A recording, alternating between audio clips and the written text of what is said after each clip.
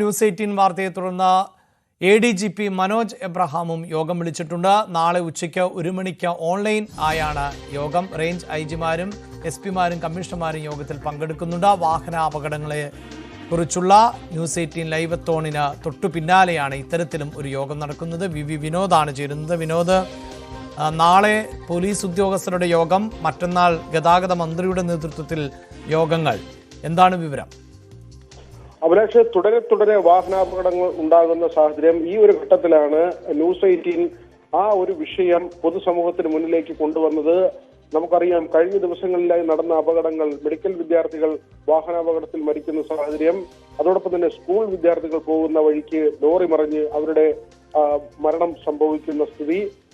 അതിനു മുൻപ് തൃശ്ശൂരിൽ ഉറങ്ങിക്കിടന്ന ആളുകൾക്ക് മുകളിലേക്ക് ലോറി പാഞ്ഞു കയറിയ ഒരു സാഹചര്യം. ഇതെല്ലാം തന്നെ നിലനിൽക്കുമ്പോഴാണ് ഇന്ന് പത്തനംതിട്ടയിൽ കോന്നിയിലുണ്ടായ അപകടം, 4 പേരുടെ ജീവൻ നഷ്ടമായത്. ഈ ഒരു സാഹചര്യത്തിൽ നമ്മൾ ഇന്ന് ലൈവത്തോണായി തന്നെ ഈ സാഹചര്യങ്ങൾ വിശദീകരിക്കുന്ന നിലയിലേക്ക് നമ്മുടെ വാർത്താ പരമ്പര അത് സംപ്രേഷണം ചെയ്തിരുന്നു. ഇപ്പോൾ ഗതാഗത മന്ത്രിയുടെ ഭാഗത്ത് നിന്ന് ഇടപെടൽ ഉണ്ടായിരിക്കുന്നു. ചൊവ്വാഴ്ചയാണ് അദ്ദേഹം യോഗം വിളിച്ചിരിക്കുന്നത്. മോട്ടോർ വാഹന വകുപ്പ് ഉദ്യോഗസ്ഥരാണ് പ്രധാനമായും ഈ യോഗത്തിൽ പങ്കെടുക്കുക. അതോടൊപ്പം തന്നെ പോലീസിന്റെ സാന്നിധ്യം കൂടി ഈ യോഗത്തിൽ ഉണ്ടാകും. നാളെ ADGP law and order Manoj എബ്രഹാമാണ്. അദ്ദേഹം നാളെ യോഗം വിളിച്ചിട്ടുണ്ട്. ഓൺലൈനായാണ് നാളെ യോഗം ചേരുക. ഉച്ചയ്ക്ക് 1 മണിക്ക് റേഞ്ച് IG-മാരും അതോടൊപ്പം തന്നെ SP-മാരും കമ്മീഷണർമാരും ഉൾപ്പെടെയുള്ളവർ ഈ യോഗത്തിൽ പങ്കെടുക്കും.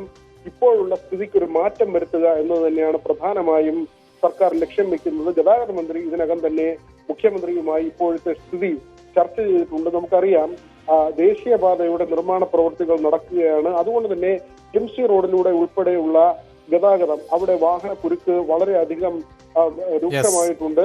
ശബരിമല തീർത്ഥാടകർ കടന്നു പോകുന്ന സാഹചര്യം, ഈ ഒരു സാഹചര്യം മുൻനിർത്തി തന്നെയാണ് ഇപ്പോൾ ഉണ്ടാകുന്ന അപകടങ്ങൾ. മാത്രമല്ല, തീർച്ചയായും ഇനി ഇപ്പോൾ അവധിക്കാലം കൂടിയാണ്, ക്രിസ്മസ് അവധിയാണ്. ക്രിസ്മസിന്റെ തിരക്കുകളൊക്കെ വർദ്ധിക്കും.